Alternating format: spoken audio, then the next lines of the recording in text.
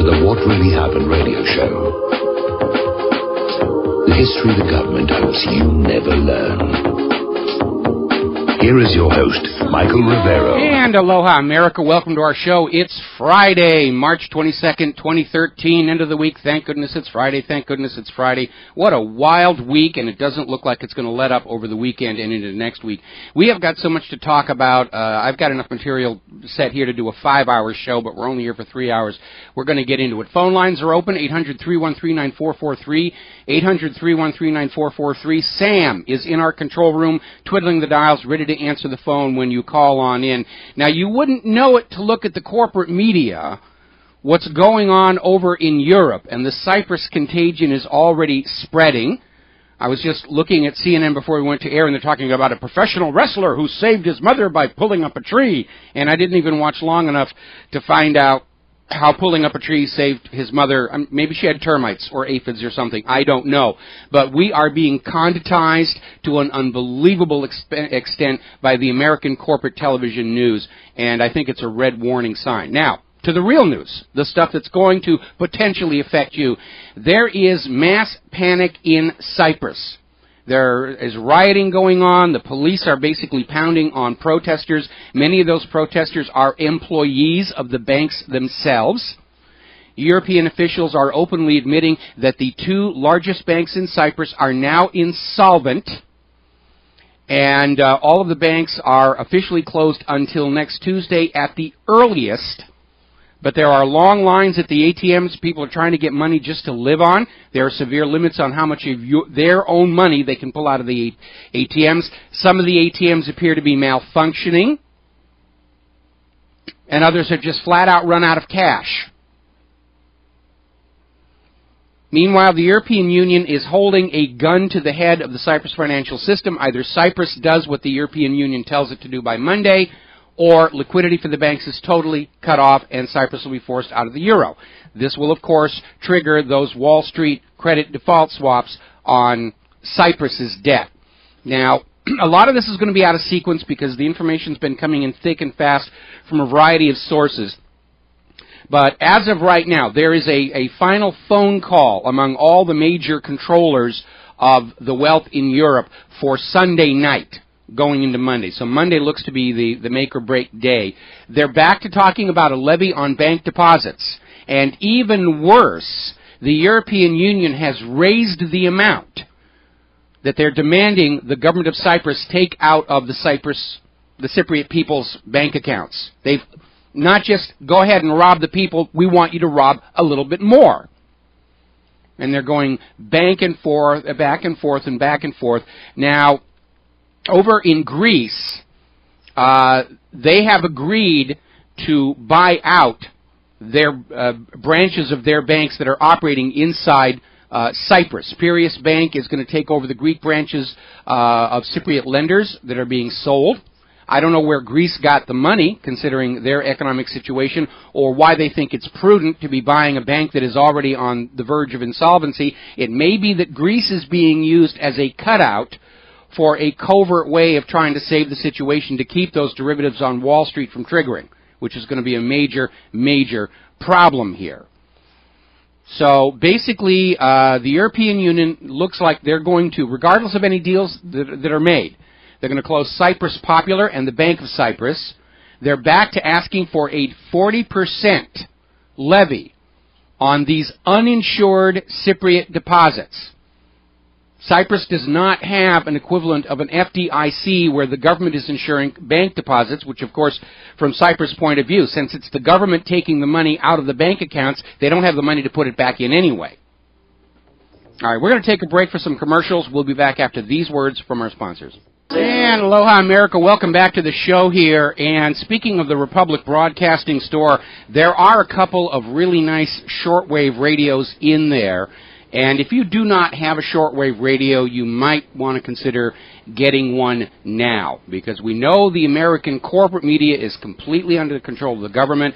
We know they're trying to find some way to bring the independent media under control, either legislate it out of existence or simply buy it out of the independents. So a shortwave radio is probably a really good idea right now. A little quick correction. It was Fox News, not CNN, that was running that story about the wrestler saving his mother by yanking up a tree, and I still have no idea what that means. And I don't really care. It doesn't affect me. News is what affects you directly. Everything else is fluff, covert advertising, or conduitization. We're seeing a lot of that right now. Getting back to Europe, the situation is getting very stressed over there. Now, gold was up 2.5% against the euro this last week. Now, it's already being reported that gold, in terms of dollars, is again going down. They're suppressing the gold prices.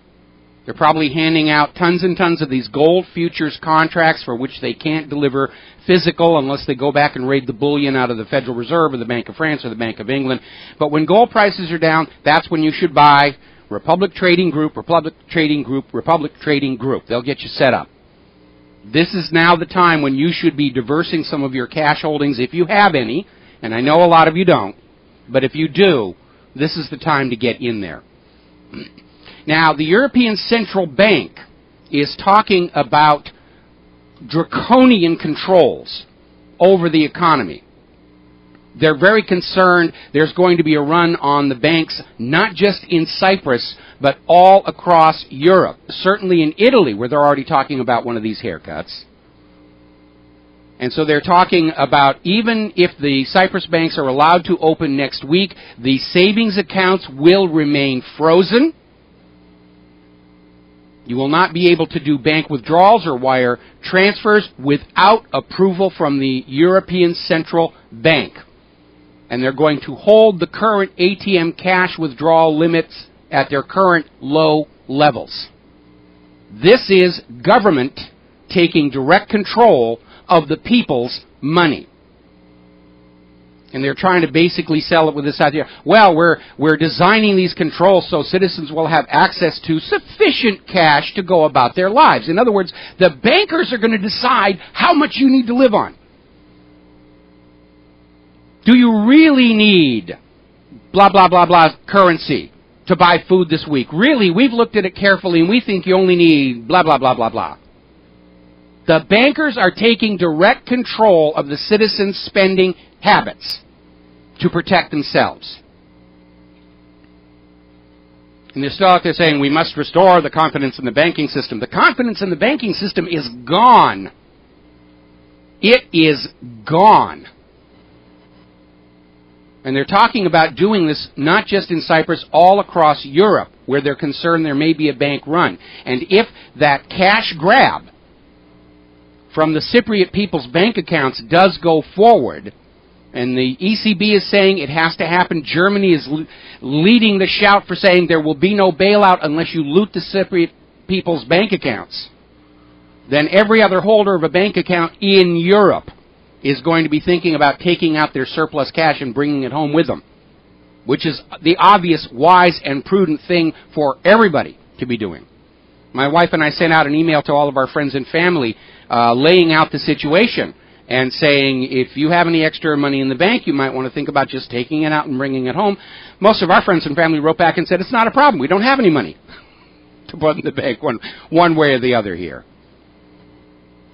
Now, the Eurozone is talking outside of Cyprus about reinstituting cash controls across the borders of the member nations in order to contain the Cypriot disaster.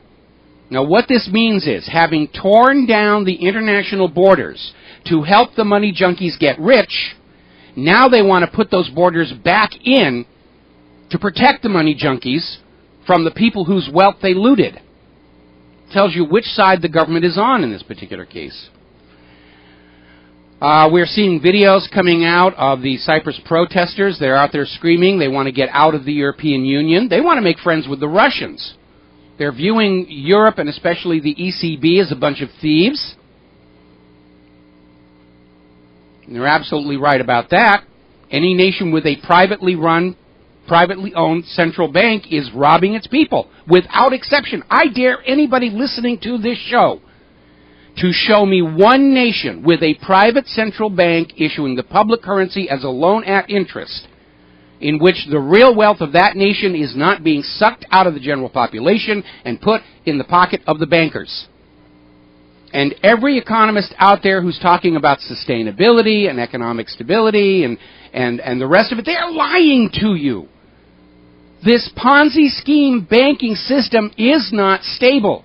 It is naturally unstable. And it is not sustainable.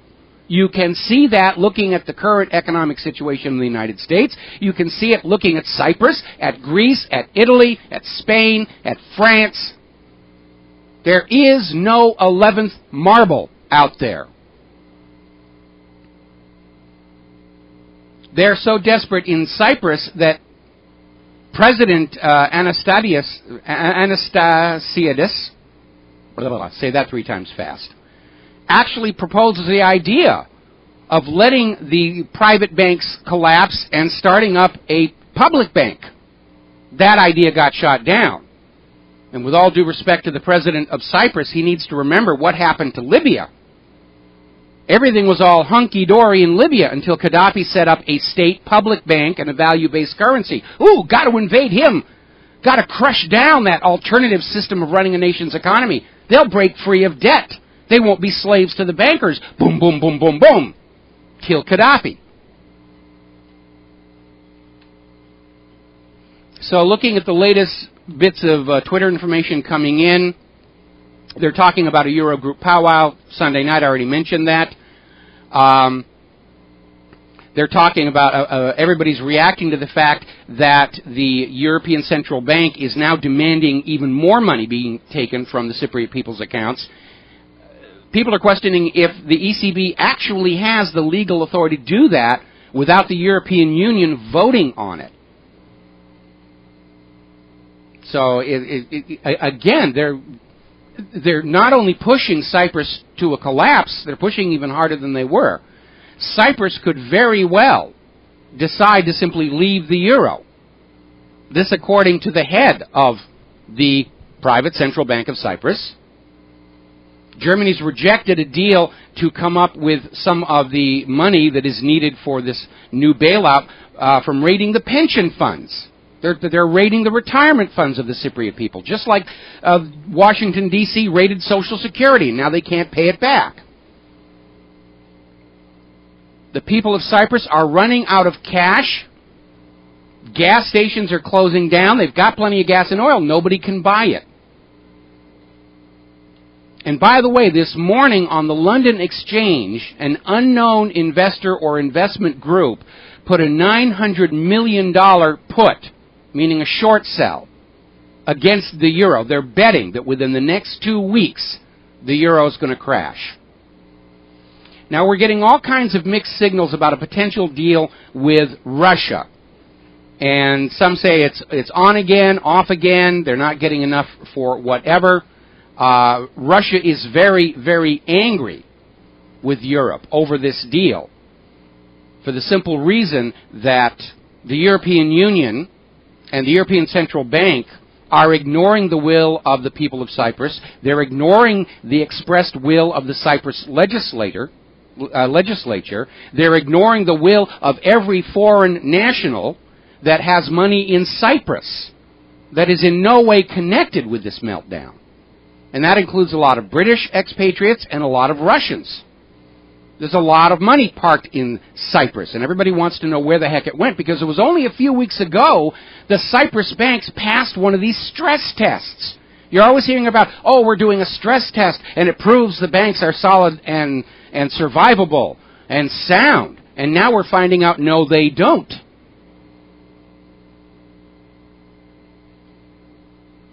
Kostas I have trouble with these names. I'm going to apologize for the people I'm offending already. Kostas Lapavitsas is saying Cyprus should let the banks go bankrupt. And he's right. Banks are not sacrosanct. They're businesses. They're for-profit businesses.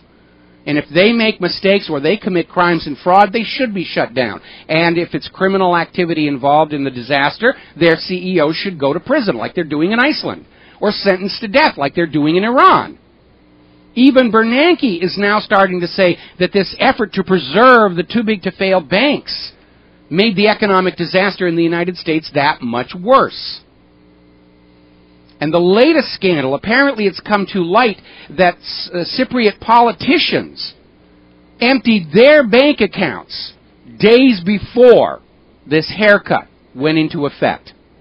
They knew what was coming, they protected their own wealth, and they let their own people go down the Al-Qaeda. In obeisance to the almighty private central bankers. Going to take a break for commercials. We'll be right back. And aloha America, welcome back to the show. We're talking about the economic meltdown in Europe. And Cyprus is thrashing around trying to find some kind of a solution. They were looking to Russia. They were going to trade natural gas and oil exploration rights in exchange for funding.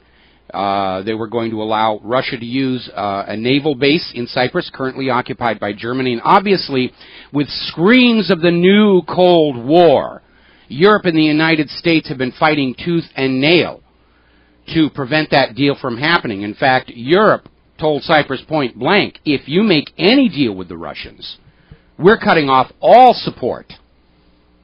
I think the smartest thing Cyprus could do, and it may in fact be their only option left to avoid triggering mass riots over the looting of bank accounts, is to say, all right, we're out of the European Union.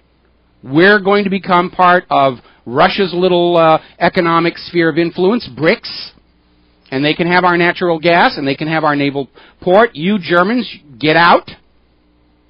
That may be the smartest thing that they could do right now.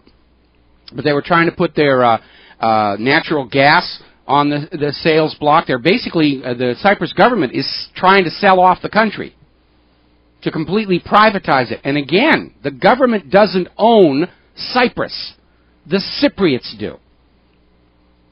Now they're talking about selling Cyprus's gold reserves, putting that out there and say, we're going to sell our gold reserves and use that money to please the European central bankers. I'm sure the Bank of France and the Bank of England and the New York Federal Reserve will be ready to buy that gold. There's only one problem. Where is it stored right now?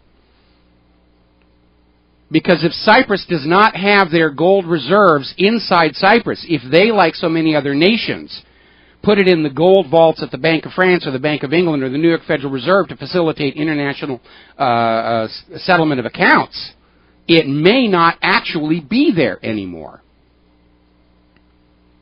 And I have to do a tip of the hat on this one. The churches in Cyprus have offered to put all of their holdings into the pot. That is an amazing, remarkable act of charity on their part. But it still may not be enough. Medvedev is calling virtually all of these plans. They've had Plan A, Plan B, Plan C. They're down to Plan Q right now. And Medvedev is saying this is all absurd, especially the part where the wealth of Russians in Cyprus is to be confiscated to protect the European Central Bank. Now, these kinds of economic measures bring the world closer to war. It starts as an economic war. Economic wars turn into real wars.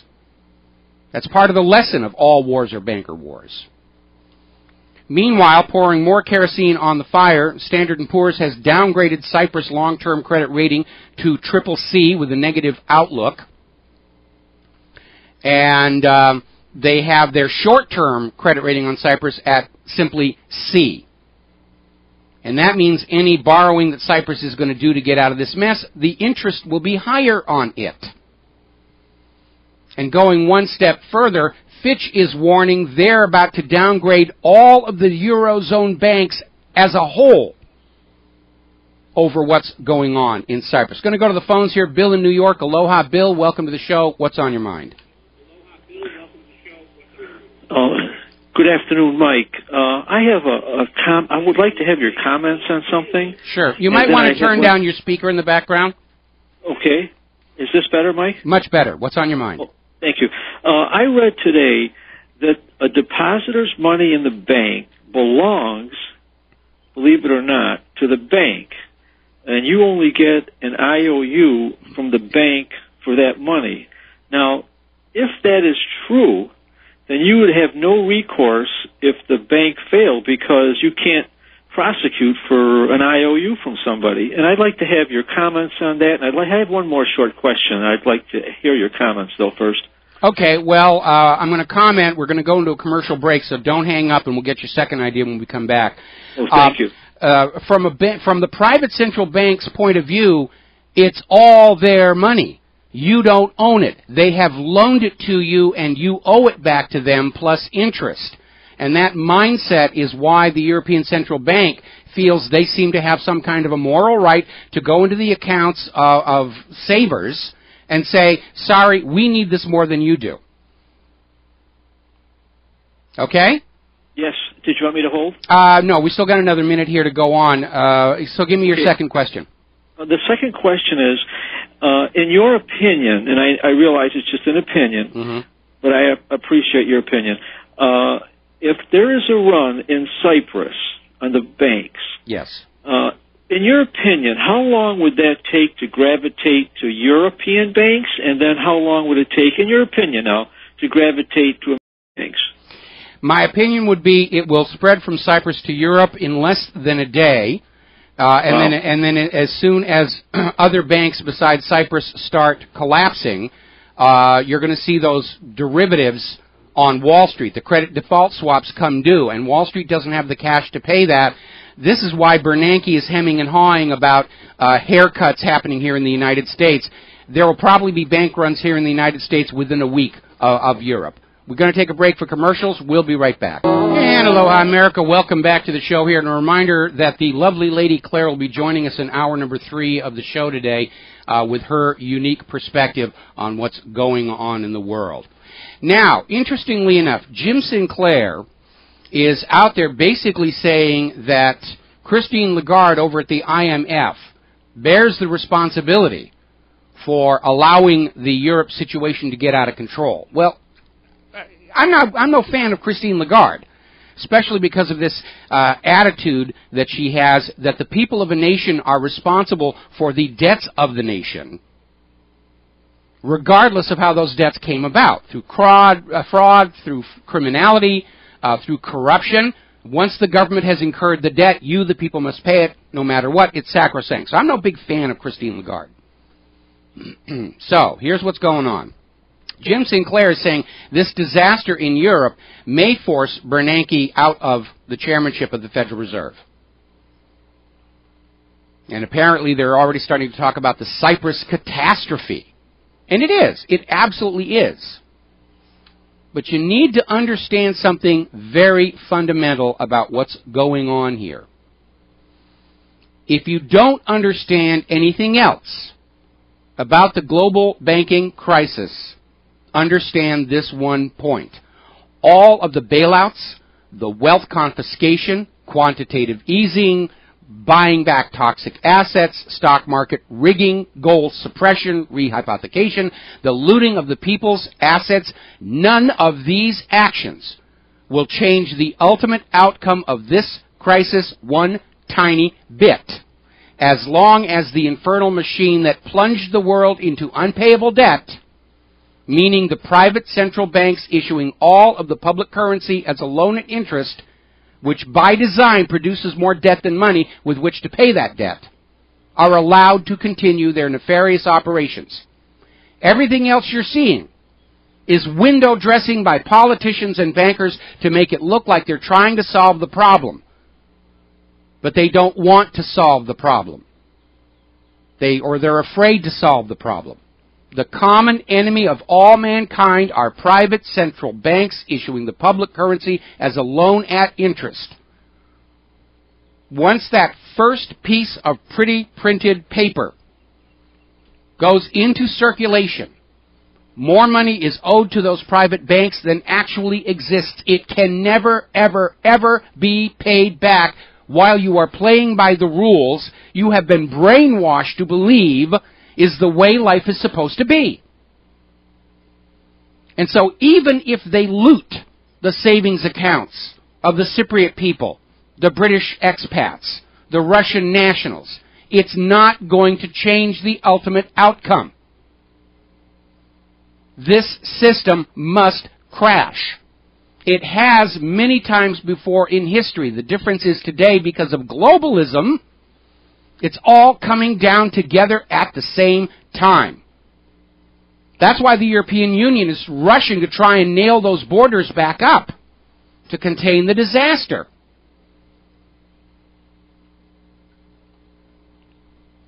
It's like the fireproof doors in an office building. They propped them open, now there's a fire in the office, and they're trying to get the doors back closed before they lose the whole building. And they may well not. And by the way, Cyprus is not the only European Union nation that's in trouble. Apparently over in Portugal, they can't come to a budget. They've got a shortfall of like €1 billion. The Germans are openly talking about leaving the euro. That's why they wanted their gold back from the New York Federal Reserve and the Bank of France. They're going to issue a gold-backed Deutschmark. At which point, Germany will be demonized and they'll start a new world war, because that's how they got into World War II. Germany kicked out their private central bank that had triggered the Weimar inflation and enriched the bankers and starved the German people. They came out with a value-based currency and a state-controlled bank, and it turned Germany's economy around so quickly. It was called the German miracle in the media. Hitler was Time magazine's Man of the Year for this amazing economic revival he had done in Germany, and that made him a threat to every nation still enslaved to a private central bank. Because a nation with a value-based currency and a public bank or state-controlled bank operates far more efficiently than a nation with a private central bank. Nations with private central banks absolutely cannot compete with a nation that has a value-based currency and a public bank. They can't. It can't be done, because of that constant leeching of wealth by the private bankers cripples the nation. And you go back and you look at all wars are banker wars, and you will understand that the history, the bloody history of the 20th and 21st centuries was written by having the nations under the servitude of private central bankers make war on any nation that decided they wanted a different system. This clash of civilizations you're always hearing about in the media, it's a war between banking systems, between privately owned, private central banks issuing the public currency as a loan at interest versus nations that have value-based currencies and state banks and no private central banks. You need to understand something conceptual about money.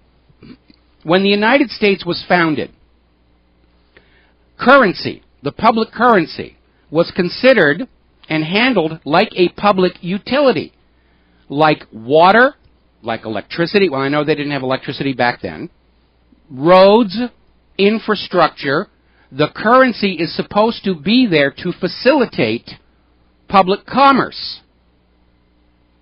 And like water and electricity and roads and everything, it is the function of the government to make sure that it is there in ample enough supply to guarantee full employment and a healthy operating economy that operates in all sectors and at all levels.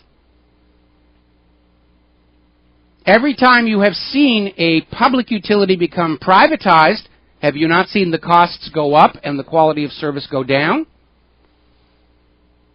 Because the agenda changes. It's no longer a public utility to serve the public. It is a for-profit venture. That's the conceptual difference between the economy as started in the United States of America and this organized Ponzi scheme looting scam that is privatized currency, the private central banks. Now, as I mentioned earlier in the show, Bernanke is now out there acknowledging that this constant stream of bailouts and quantitative easing and TARP and all the rest of it to save the too-big-to-fail banks was a major source of the crisis, like we didn't already know that all along. And Bernanke is saying now they have to address that. He may be getting ready to step down from the chairmanship, because now he's starting to tell us the truth that he should have been telling us all those years ago. Nigel Farage is out there saying the euro is a house of cards waiting to topple, because the European Central Bank, like the Federal Reserve, is a privately owned central bank issuing the public currency as a loan at interest, and by design is piling up debt faster than it creates money with which to pay that debt. And Nigel has the courage to call what's going on in Cyprus and potentially Italy and potentially New Zealand and potentially here in the United States of America exactly what it is. He's not calling it a haircut or a levy or some kind of whatever. He said it's theft. It is outright theft of your money. The bankers are stealing money from the people of Cyprus so that their little most holy spreadsheets still have black at that bottom line.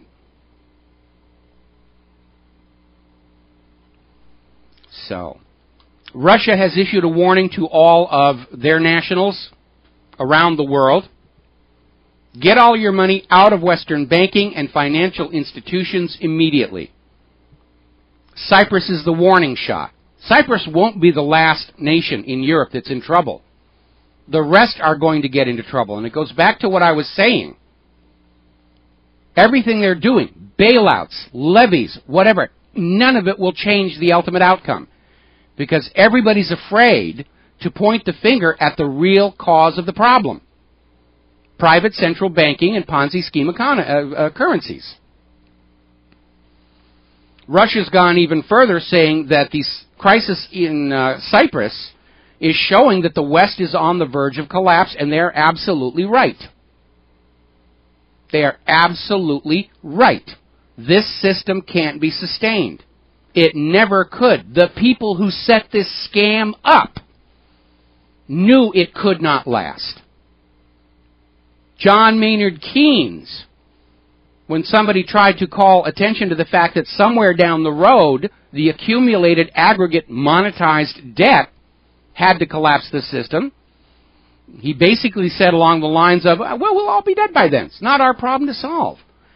And the people who are behind these private central banks throughout history up until now have operated on the assumption that if one of the private central banks collapses, the rest of the surviving private central banks could go in and recapitalize them and start the scam all over again. Or if a nation dared to break free of the private central banks, as the United States did in 1811, the rest of the world's nations, still slave to private central banks, would immediately invade and put them back on private central banking. That was the War of 1812. Gaddafi broke free. State Bank Gold Dinar. Invade, kill him. Put their nation back on a private central bank. It was the reason for World War II. Germany broke free of the private central bank, issued a government-controlled value-based currency, and took off. Lit up. Make war on them, crush them, destroy their state bank and their value currency, put them back on a private central bank. That is the pattern of history. Going back to the birth of the United States of America, and probably even before that. The reality of the world is private central bankers controlling everything to loot your wealth. This cycle of inflation, deflation, bubble and burst, it's not an accident. It is part of the impoverishment machine. The bankers will flood the economy with all this paper money, and people will say, great, I'm going to start a business. I'm going to buy a house. And after everybody's loaded up and they've built businesses and they've built houses and they've built all this wonderful culture in society, the bankers shut off the flow of money and starve the public until the public is willing to sell back to the bankers everything the public built for pennies on the dollar. Their houses, their businesses, their nations. And then the bankers will turn around and resell all of that back to your children at high interest rates. And then down the road, they'll shut off the flow of cash again, so your children have to sell the houses and the businesses and all that was built by the labor of the people back to the bankers for pennies on the dollar. And the bankers will then turn around and sell all of that to your grandchildren and start the process over again, regular as a heartbeat, pumping the lifeblood out of the people into the pockets of these private central bankers.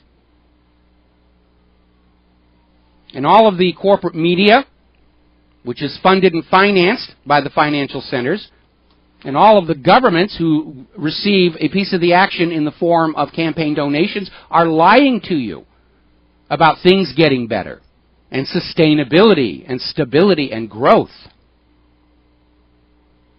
We're hearing a story from over in the Telegraph that is finally acknowledging the truth is that austerity in Britain has just barely started. All of this talk about, oh, the economy's going to be great in a couple of years, just be patient, don't riot, don't kill your rulers, don't burn the bankers. It's all going to work out in the end. Now they're admitting, no, it isn't.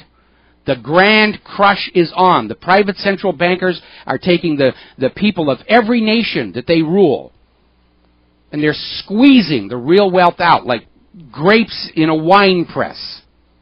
Just crushing those grapes down to pulp, so the sweet juice flows out to be served in the wine goblets of the private central bankers, so that in their drunken stupor they don't have to look in a mirror and realize what's seriously ill, sociopathic, money addicts they have become. Now, as I mentioned earlier in the show, the Eurozone and the United States are opposing any deal between Cyprus and Russia, and they're trying to build a case for this in terms of the old Cold War. That if Russia saves Cyprus, if they finally do make a deal, and as of now there is no deal, but they're still talking. If Cyprus makes a deal with Russia, Cyprus will become part of the new Russian Empire. The Eastern Mediterranean will become part of the Russian sphere of influence. They're talking about battles in the new Cold War. It's not a new Cold War. It's a simple reality. Russia is making deals to solve their problems. The United States is making war, because it's a historical pattern that worked before in World War I and World War II. It's not going to work now, and the bankers don't care. As long as everybody's plunged back into imaginary debt that they're brainwashed to believe is something real that they must obey, the system continues to go on. Russia's point of view is very simple. Why should Russians pay for these mistakes, for this failed banking system? Russia took control of their central bank. That's why all of a sudden you're seeing all this Russia bashing going on out there. Russia is now doing what the United States did in 1776, what Germany did in 1933, I think it was, what Libya did a couple of years ago. They're trying to break free from private central banking and the money junkies. So is China. They have a gold-backed yuan that they think would make a better trade and reserve currency than the dollar. That's why they're bashing China. Do you understand yet your children are going to be sent out to be killed and crippled to preserve private central banking? And if you think that's a really good thing to do, look at what private central banking has done to the United States of America. Going to take a break for commercials. Back with a phone call after these words from our sponsors. And aloha, America. Welcome back to the show here. And I'm holding in my hand a United States Federal Reserve $1 note.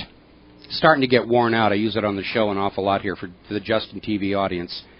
And my opinion, and you may share it as well, is that every one of these paper Federal Reserve notes in existence is not worth the life of a single American child sacrificed on the altar of the private central bankers. I don't consider it a fair trade. One child for all the money the Federal Reserve has ever created. Now, obviously, members of Congress have a different view. In exchange for campaign donations from Wall Street, they will gladly send other people's children out to be blown to bloody bits to force onto the rest of the world the very same banking system that destroyed this nation, the very same style of banking system we fought a revolution to be free of. They are selling your children's lives for gold. That is how evil the present federal government has become. Going to go to the phones here. Jim in Georgia. Aloha, Jim. Welcome to the show. What's on your mind? Hello, Michael. I was just watching TV and on TV, and let me say what I've got to say, and then I'll hang up and listen to you. They had an ad in Israel. The people are going hungry. They want us to send them care packages. The United States right now is sending them $8 million a day. This is our senator and congressman condoned it. They say yes, it's happening. How many people are in Israel? And I mean, I'd burn candles instead of running my electricity to feed somebody.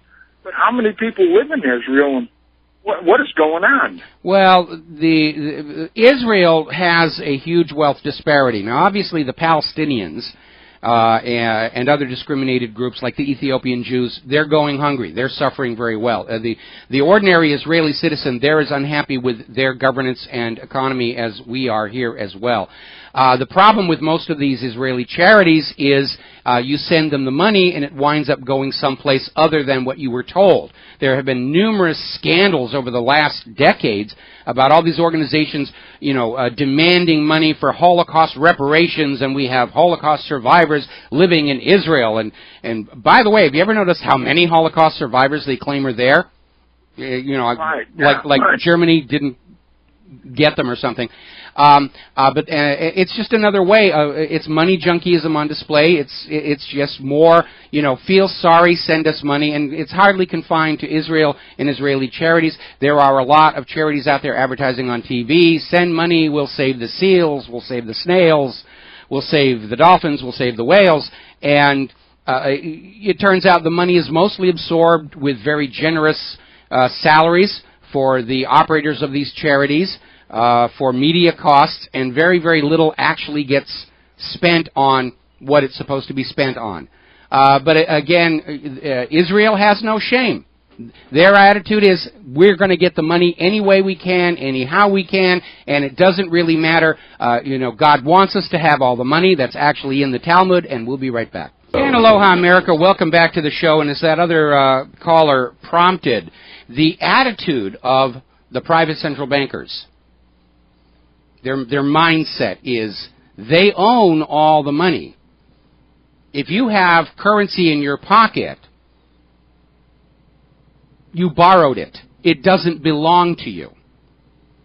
And as I mentioned just going into the break, there is actually a religious concept coming out of the Talmud that when the Jews own all the money on earth, that's when the Messiah will show up. I guess he charges a heck of a speaking fee. But the attitude of the private central bankers is they own the money. They're allowed to create it and loan it.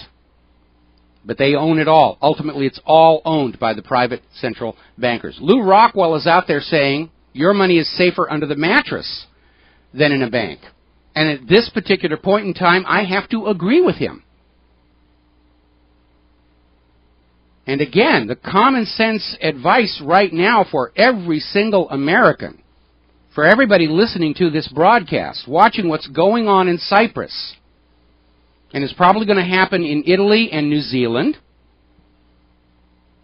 is you should have no more money in the bank than you need to cover your outstanding checks. And you should have the rest under your own control. Because as Cyprus is showing, as these banks edge closer to collapse, because they are all Ponzi scheme operations, they will start grabbing your wealth. And it's not a new thing in history. Roosevelt confiscated all the gold held by Americans to prop up the banks back in 1933. Oh yeah, they gave you all kinds of, pretty printed pieces of paper in exchange for it. And people were allowed to keep, their personal gold jewelry. But everything else had to go to the banks to prop them up. Over at wallstreetpit.com, they're asking, is it time right now for Americans to be preparing for a deposit tax, a haircut, a levy, whatever they're going to call it? It's stealing. It is stealing. The only legitimate reason for taxation from the people is to take care of the people and the nation. Anytime the government takes money from you and spends it anywhere else that is not connected with the upkeep of the nation, that is theft under color of law.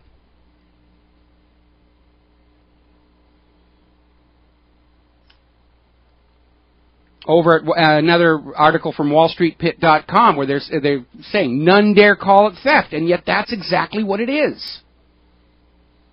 They don't want to call it that because they're already concerned with just how angry people are over this.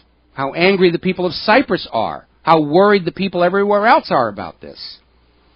So they're using euphemisms, the haircut, the stability levy. And it can't work.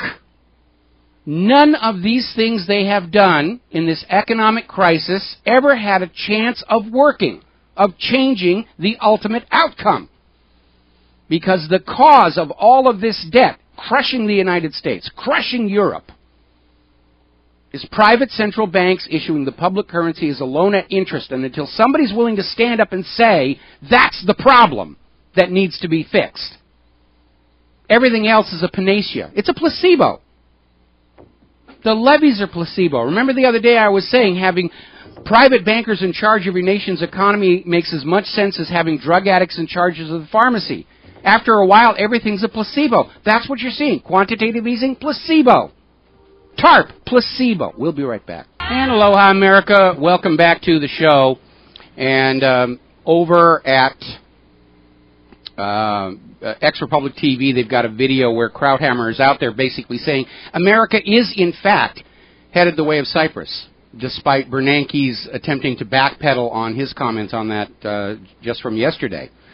And Krauthammer is saying, if you start to confiscate people's money retroactively, you've got a real problem on your hands. And he's absolutely right, because you need to look at what's going on in Cyprus. Those savings accounts represent the accumulated assets of people who worked and paid all the taxes the government demanded and were able to have a little left over that they put in a savings account. And now the government is coming back and saying, effectively, we've changed our minds. We're not going to let you have that much money. And if they do go ahead with this levy on the bank accounts of Cyprus, it is going to send a message around the entire planet. Yes, it can happen here. It can and will happen in every nation with a private central bank. Because this levy on the Cypriot people's savings is not going to change a thing as long as they are still enslaved to that private central bank, issuing the public currency as a loan at interest. That's why I was saying earlier, the smartest thing Cyprus could do right now is say, all right, we're out of the European Union, we're dropping the euro, we're going to get buddy-buddy with Russia and their state-controlled central bank, and Cyprus will be doing just fine until they get invaded. The way Libya did, the way Germany did, the way the United States did in 1812. So, here in the United States, by the way, you are already being looted to prop up the banks from your tax money. Right now, you are being forced to give these big banks $83 billion a year that we know of, plus all the trillions and trillions the Federal Reserve has been handing to the banks to keep them floating, all of which is a loan against future American tax revenues. Your children, your grandchildren, your great-grandchildren are on the hook for all of this. And every dollar that is taken from tax revenues and given to the banks is a dollar not spent on roads, schools, hospitals, infrastructure, taking care of the nation and its people. You are being robbed even now as I speak, in a way that they hope you won't realize that you are being robbed. But you are being robbed. And the banks are being given this very generous gift from the American taxpayers. And you know what my definition of a bailout is we're going to take $1 trillion from the American people, and we're going to give it to the banks so the banks can turn around and loan it back to the American people at interest. It's a great deal for the bankers, not so much for the American people, who are now going to have to pay interest to borrow money that used to belong to them.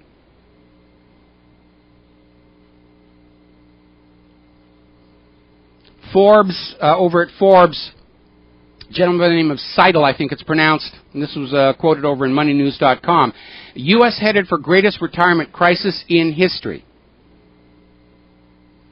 And this article is a bit of propaganda fluff, because they're talking about, oh, the problem with retirement is people are living longer, because of modern medical care. That's not true. The average lifespan in the United States has been in decline for quite some time. But they're out there trying to explain why retirement isn't going to be there, and they're refusing to look at the real situation.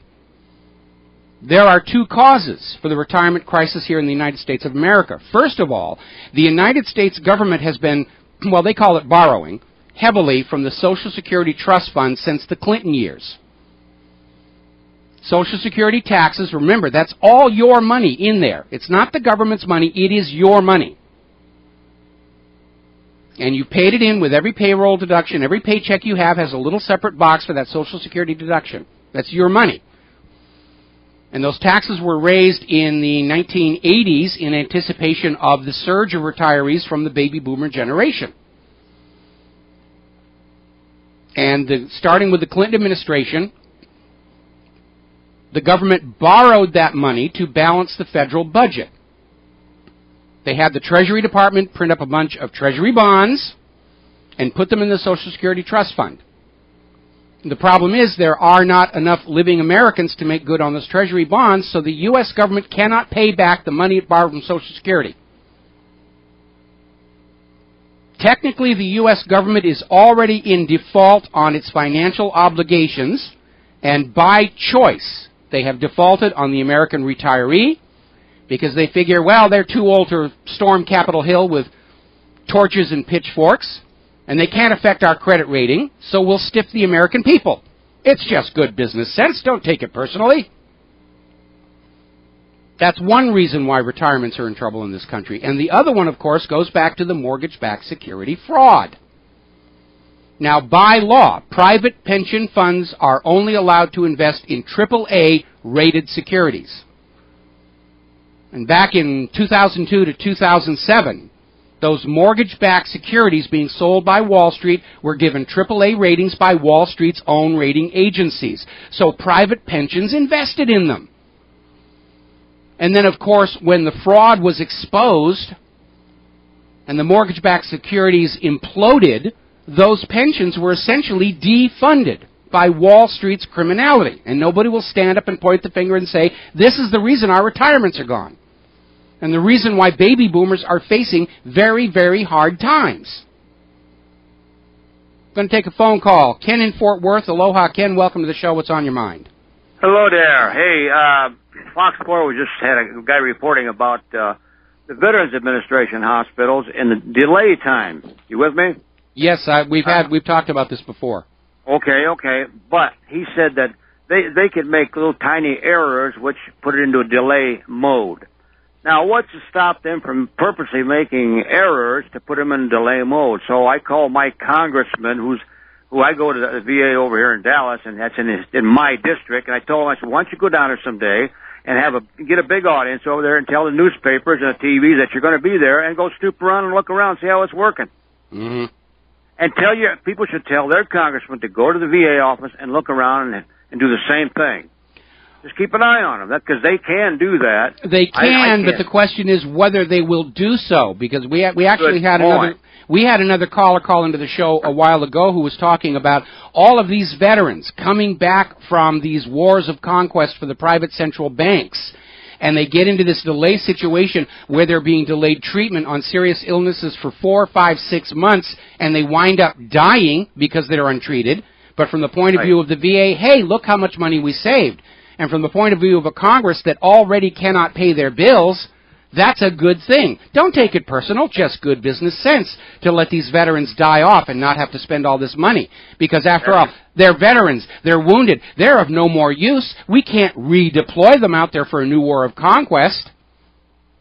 Good point. Yeah. And I do go, and they've done me good, okay? But the point of it is, I can't walk in and do that, but a congressman can. The trick is you got to poke them with a stick until they do it. Yeah, well, again, the trick is motivating the Congress, and the Congress right now is desperate for anything. They're going to do anything that lowers their costs. And that means skipping the retirees and letting the wounded veterans pass away without treatment. And that's just how brutal it is right now in this country. Nice talking to you. Nice talking to you. Thanks an awful lot. Now, we've talked a little bit about Bitcoin and the idea of a virtual currency. Well, most currency is already virtual in the United States. There's actually very little paper money in circulation. Most of it is just whizzing between the banks over the computer network, so there's already a virtual currency. But the United States apparently sees Bitcoin has reached the point where it is a serious threat to the Federal Reserve note. And so now the U.S. government is going to come in and regulate Bitcoin. And they're saying that virtual transactions now come into the category of money laundering, and they're screaming about how people are using bitcoins to buy illegal drugs and all the rest of it. What they want to do is to bring the bitcoin underneath the control of the Federal Reserve System. They will not allow any monetary system outside that private central bank. Now, money, originally, when it was a public utility, it was whatever people agreed on as a medium of exchange. And when the United States was still British colonies, every state had their own currency that everybody agreed to use. In some cases, local communities had their own currency that people agreed to use. Over in the moonshining areas, gallons of white lightning were considered a form of currency. And when the United States was formed, they wanted to unify the system of commerce. And so they had the Coinage Act of 1792, and something you need to understand about that. The U.S. government was authorized by the Constitution to coin money because it was the physical coin with its silver, gold, copper, nickel content was the money. The paper notes weren't considered money. They were claim checks that made it more convenient to carry instead of the coinage. But the paper notes weren't the money. You look at any silver certificate, it's written right on the front. You can take this into the bank and get however many dollars denomination the bill is in silver. That was the money. With the Federal Reserve, they want you to believe that the paper note is money. And it isn't. It isn't a unit of value, it's a unit of indebtedness.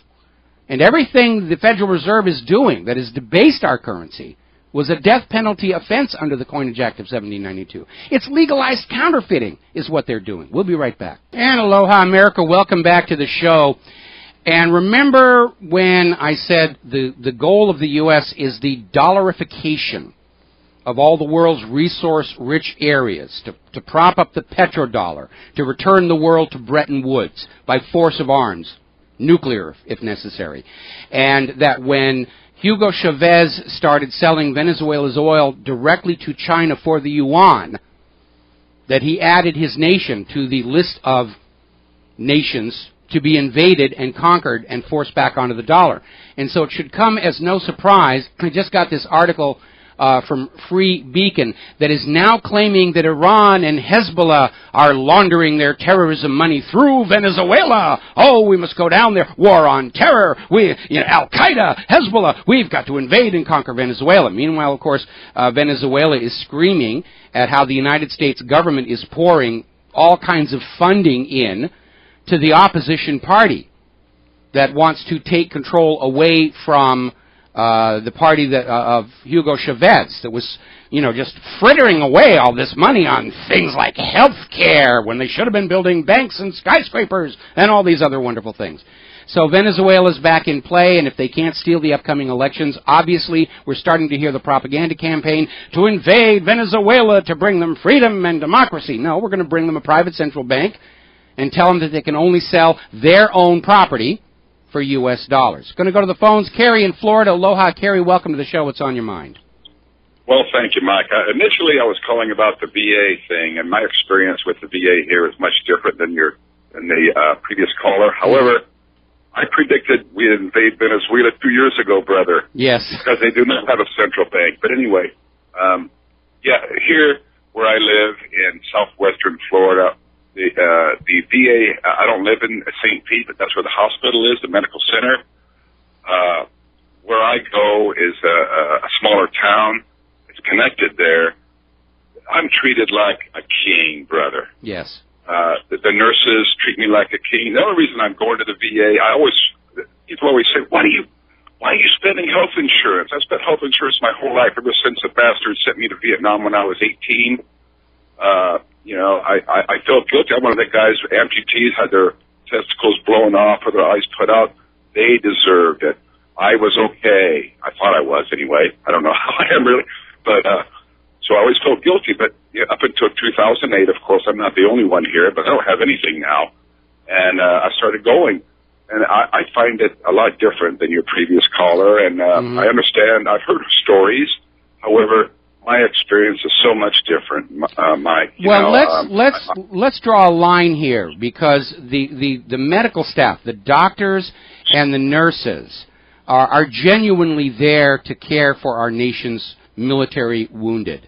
And I'm sure they're very committed to that, because they could probably go out into the private sector hospitals and be making a lot more money. So these are very dedicated, committed people. But they're under the control of the government, and the government is dealing with economic realities. And so these people who are put on this delay path, in the hope that they'll just pass away without costing the government any more money, the doctors and nurses at the VA probably don't even ever get to see them until it's way too late. But once you're at the VA, I understand the doctors and nurses are definitely committed. Now, obviously, I'm not a veteran.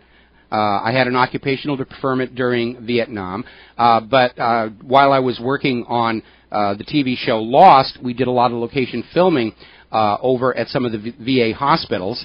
And so, when we're waiting for the cameras to roll and everything, I talked to a lot of those people, and they were genuinely there to take care of our military wounded. And they understood that whether you agree with the wars or not, as a nation, we do have a moral obligation to care for those people who kept their promises, kept their oaths, put their lives on the line to defend the United States of America, and it's not their fault that they were actually there to promote private central banking onto the rest of the world.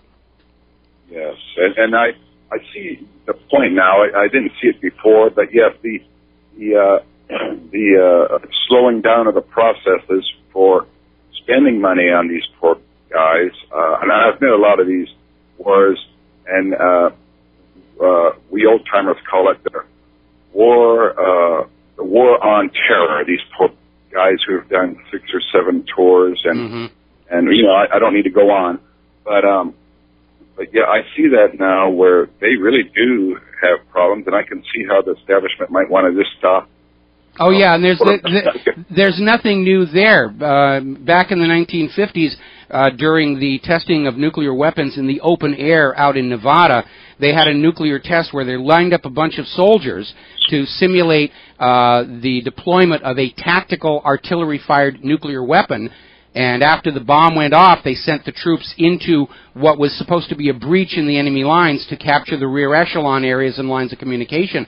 And, of course, all those soldiers who were in that test came down with cancers and leukemia, and Congress simply passed a law saying, we're not financially liable, bad things happen when you join the Army, and it's not really our fault. And so, yeah, when there's money on the line, you're going to see the government turn away. Look at the bonus riots, during the Great Depression, where the government literally cut down World War I veterans who wanted money the government had promised them. We'll be right back after these commercials. And aloha, America. Welcome back to the show. Latest updates we're getting from Cyprus. At this point, it is obvious there's going to be a levy on the depositors on the Cyprus banks. They're just arguing over the numbers. Interesting quote coming from the Prime Minister of Finland.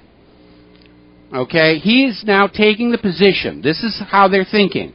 If you are a bank customer, you are technically an investor in that bank. And the new justification is, as an investor in the bank, the ordinary customers have to share the loss of the bank failure. That's the new rationale they have come up with. You're not a bank customer, you're not a saver, you are an investor in the bank, and therefore you are at exposure if the bank fails. Well, if that's their new thinking in Europe, that's going to be their thinking here in the United States of America. And so the bank levy is apparently on, unless Cyprus says, to heck with this nonsense, we're out of the European Union, we're out of the euro, we're going to go make buddy-buddy with the Russians. So, and yeah, these money junkies, they don't have any sense of honor or fairness. That's how they got to be money junkies or prime ministers. Lie, cheat, and steal as long as I get what I want. That's the morality. Have you ever seen a drug addict who will say anything, do anything to feed their addiction? Steal from their families? Lie about their addiction? Sell themselves down on Santa Monica Boulevard or wherever it is that sort of thing goes on now? The same is true of the money junkies. They are hopelessly trapped by their addiction. And they're going to act like that. They're going to go on pretending that this is all right and just and everything's okay and this is the way the world is supposed to be, and no, it is not. The reason Europe is in debt, the reason the United States is in debt, is because these private central banks are pyramid schemes. And they want to dump the blame and the losses onto the people, which, by the way, that's fascism. Got all these people running around screaming about communism, got to be aware of communism. No, you don't. Communism went whizzing by. We didn't even have time to wave at it. We went right from capitalism into fascism. Let me reprise my definitions. Capitalism is a system where if you work hard and you make money, you get to keep it. And if you lose money, you live with that debt. Because freedom means the freedom to succeed and the freedom to fail. And the responsibility to accept both outcomes. Now, under communism or socialism, if you make money, it's taxed away from you for the betterment of society that is not quite so fortunate. And if you lose money, society is taxed to cover the losses so that you can pick up and try again. That's communism or socialism. Fascism is a system where if you make money, you get to keep it, as long as you're making the right campaign donations and bribes. But if you lose money, the society as a whole is taxed to cover the losses, and that's where all these private central bank nations are. The bankers make money, they get to keep it. If they lose money, the losses are dropped on the people. That's what this guy in Finland is saying to do. The banks Ponzi themselves out of existence. We're going to make the ordinary depositors pay for it. That's what they did back here in the United States in the 1980s. Remember the savings and loan disaster? They removed the restrictions on the investment savings and loans could get into. Sort of an earlier version of 1999 when they repealed Glass-Steagall and deregulated. And the savings and loans got into trouble. And George Bush went out and he said the American people are going to have to cover the losses because those poor women, widows and pensioners, and they lost everything in the savings and loan. And of course it turned out most of these accounts that were being refilled from the public's wallet were corporate investment accounts. Some of them were tied in with the CIA's drug money laundering during Iran-Contra. And what George Herbert Walker Bush was doing is he was sending a message to the rest of the world. You can put your money in the United States of America, and if you make money, you get to keep it. And if you lose money, we'll make the taxpayers cover the losses. That was the demonstration. And it is that promise that the taxpayers will always cover losses that keeps investment money in the United States of America. And so here we are, again, they deregulate the financial community. They get reckless. They start losing money. What do? They go to the American people and say, you must cover the losses. TARP, bailout, quantitative easing, lowered standard of living, austerity, lowered services, higher taxes. You must make do with less so we can have more. You must make do with less so we can have more. This is not capitalism. This is fascism. What they're doing in Cyprus is fascism. The private central bankers get to keep their wealth, and the paper losses get dropped onto the people. These are seriously ill people. And I'll give you a very good example. This is a story we got out of the Daily Mail. The Duke of Devonshire, huge estates. And on his estates, there is a gentleman by the name of Edward Hill, who lives on a farm on the Duke of Devonshire's estates that his family has occupied since 1830. Edward Hill was 1 day late on his rent. He paid his rent. He paid his rent. Just 1 day late, and the Duke of Devonshire is evicting him. Won't accept a check. You're 1 day late, you peasant, you. Get on out. That's what money junkies are like. Family has been on this farm since 1830. Guy misses a payment by 1 day. Makes the payment, misses by 1 day. He's being evicted. That's the money junkie's mindset. Expect no humanity, expect no charity, expect no consideration, fairness, ethics, anything. It's all about the money. Just like the heroin junkies, and the cocaine junkies, and the alcohol junkies, and the meth junkies. They got to feed their addiction, and their addiction is to your wealth. So, anyway. And it's starting to hit here in the United States of America. This is a story that's coming out of From the Trenches World Report. Apparently, over in Pennsylvania, a gentleman took revenge against his landlord by carrying out a suicide bombing in his home. 40-year-old Pennsylvania man strapped himself into a suicide vest and blew himself up inside his landlord's house. So, it's getting out there.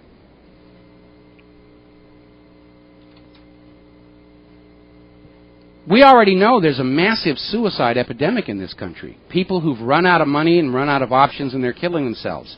Apparently we've reached the point where people are saying, hey, let's take out the people who caused the problem. Let's take out our oppressors. I don't agree with that. I don't want to give the government an excuse to start using all those billions of hollow point bullets they've been buying. And I don't think they're going to anyway.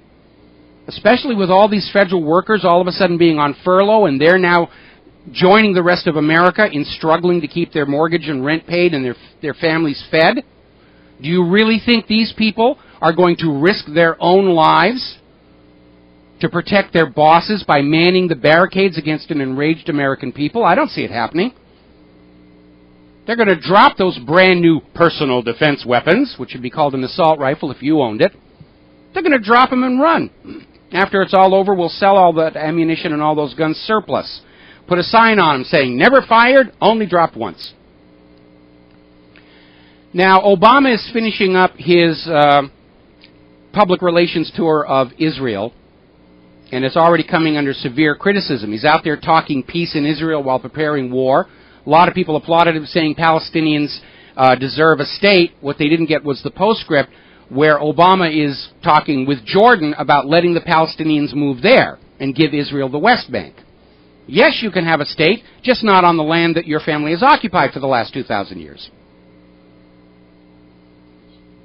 Obama appears to have completely sold out to Netanyahu, and I don't think it's because of personal affection. Remember, Netanyahu was actively campaigning for Mitt Romney during last year's election. So Israel's got something on Obama, or they've got something on the entire U.S. government, which I think is 9/11 itself. And Obama he's been called to heel. And as long as the United States acts as blaster to Israel's master, for those of you who are Mad Max fans, Beyond Thunderdome, the United States will not bring peace to the region. The United States is a bigger obstacle to Mideast peace than the illegal settlements are. And right now, because of that dollarification program, where the ultimate goal is to conquer every single resource-rich area on Earth, or regime change them, so that their resources are for sale only for the dollar, there's going to be more war. Now, Obama has taken opportunities to goad Netanyahu.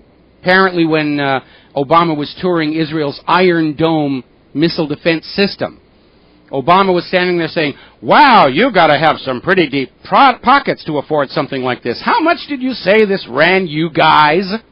Must have cost you an arm and a leg." Of course, the joke is, Israel didn't pay for it. You did. Iron Dome cost the American taxpayers an arm and a leg. An analysis of its actual performance during Israel's last invasion of Gaza showed it's only about 15% effective. Somebody got really rich off of this thing. But Iron Dome is looking like just another variation of the F-22 or the F-35. Very expensive, not really very good at all. Well, yes, it's not very good. Which means we must fund the development of the new whatever it is they're going to build. Yes, we wasted more than the gross domestic product of Australia on the F-35. I guess we're going to have to scrap it and go on to the F-92 or whatever they're going to call it. Just a huge... It's a scam. It's just another way to loot the people for the money junkies. Because there are money junkies outside the banks. There's money junkies running these HMOs. There's money junkies behind the defense contractors. It's all money junkie behavior. We posted an article from the New York Times where even the New York Times is saying Iron Dome really doesn't work. Huge waste of money. Got a huge waste of money down here in Pearl Harbor, this big, gigantic, floating X-band radar. Was supposed to be up in Alaska by now. They can't get it to work, and it's already obsolete. The latest generation of Russian and presumably Chinese warheads are maneuverable. Ballistic missile defense is an obsolete term. Little article coming out of Middle East Monitor that U.S. aid to Israel, meaning money from your pocket to Israel's pocket, has totaled $234 billion since 1948. I personally think that number is low. That's probably totaling up the direct financial contributions. But Congress has this habit of loaning additional money to Israel, and then somewhere down the road when nobody's looking, they will vote to forgive the loan, so Israel doesn't have to pay it back. The United States government has generous tax deductions for donations to various Israeli entities, which means people who are donating to Israel are paying less taxes in the United States, and that's less money for our roads, our schools, and hospitals. And the government has been caught repeatedly taking brand new weapon systems that you paid full value to build and buy and simply declare them as surplus in order to turn around and sell these brand new weapons to Israel for pennies on the dollar. And between all of that together, the cost of Israel's upkeep to you, the American taxpayer, appears to be considerably higher. Alrighty. Now, a lot of people are asking, what was the point of Obama's trip? What did he accomplish other than press conferences and pictures of himself in Israel? And the answer is nothing. He got to stand up there and address Netanyahu's Bibi 10 times. Of course, we know in the private meeting what they're really talking about, going into Syria, going into Iran. And in a perhaps symbolic development, when Obama was out there getting ready to visit the Church of the Nativity, they got stopped by a sandstorm that just came up out of the desert. A little message from the imaginary playmate in the sky, I guess. One of the topics Obama and Netanyahu talked about, of course, was the release of Jonathan Pollard. Oh, he has suffered enough in prison. He's such a nice Jewish boy. You shouldn't punish him the way you've done. Now, Pollard sold to Israel, and Israel gave to the Soviet Union classified information about America's nuclear first strike plans. Had the United States and Soviet Union gone to nuclear war at that point. The Soviet Union would have known exactly where the missiles were coming in. This was in the days before instant retargeting systems came out. In fact, the development of instant retargeting was in response to this security breach by Pollard. And by the way, everything that Pollard did is still not known to the public. Much of what he did is still classified to this very day. We don't know the depth of his treason. He should have been executed, like the Rosenbergs, who gave the secret of the atomic bomb to the Soviets. But it is a measure of Israel's control over the U.S. government that Pollard was not sentenced to death. The Apex spies were allowed to simply go free. The Mossad agents who were caught cheering and clapping as the World Trade Tower collapsed, they were sent back home. Big celebrities over there. And now Israel's saying, give us back Pollard. He's a national hero. We've got to have him back. Anyway, now, interesting little bit of news. Apparently, Israel has apologized to Turkey over the Turkish nationals who were killed in the aid flotilla. No apology to the United States for our U.S. citizen that was shot in the head while lying helpless on the deck. Turkey got an apology. I don't know why. We'll talk about it when we come back. And aloha, America. Welcome back to the show here. And as I was mentioning before we went to the commercial break, Israel has now apologized to Turkey over the Turkish nationals who were murdered in international waters by the Israeli forces. When the Israeli forces tried to, they succeeded in blocking that flotilla, the Gaza flotilla that was going in with food and medical supplies and all kinds of things that Israel will not allow the people of Gaza to have, because they want the people of Gaza to move away someplace else so that Israel can take the land back over again. So Turkey got an apology. Huzzah, huzzah, huzzah. And the U.S. government is saying, see what a wonderful, great thing it is. What about the American citizen? 19-year-old kid from New York. They got video. He was lying on the deck, completely under control, and an Israeli soldier put his gun to the kid's head and pumped a couple of bullets into it. Where is our apology? Why does Turkey rate an apology and we don't? Well, I think the reason is very obvious. Turkey is the jumping off point for the invasion of Syria and potentially Iran. And the government of Turkey is facing major opposition from their own people for being involved in all this nonsense. And so Turkey said, look, we will look better to our people if you apologize to us. So Israel said, all right, we're sorry. We won't do it again. Of course they will. And the U.S. doesn't get an apology. And that's what it's really all about. Just had an email saying that if bank customers are investors in the bank, don't they get dividends when the bank is making huge amounts of money over and above that little piddling interest amount that doesn't even match the rate of inflation? But again, the money junkies are going to say anything as long as it convinces you that it's okay for them to just go into your checking and savings account and take your money. All righty. We're a few minutes away from the top of the hour, and the lovely Lady Claire joining us here. By the way, I'm going to be doing the first 2 hours of John Stadmiller's show after this broadcast, and so that's good. Remember I said at the top of the show I got enough material for a 5-hour show. Looks like I'm actually going to get one here. Meanwhile, apparently over in France, French Jewish organizations are suing Twitter for $50 million, claiming they're anti-Semitic. We're starting to see this waved all over the place. Anybody who criticizes Israel, anybody who speaks out, you're an anti-Semite, we've got to get rid of you, we've got to financially destroy you, we must crush you down under the heels of Almighty Israel. And their entire case is that Twitter allowed tweets that were critical of Israel. That's the new anti-Semitism. Not that you hate Jews just because they're Jews, but that you dare to criticize the government of Israel makes you an anti-Semitic Hitler lover.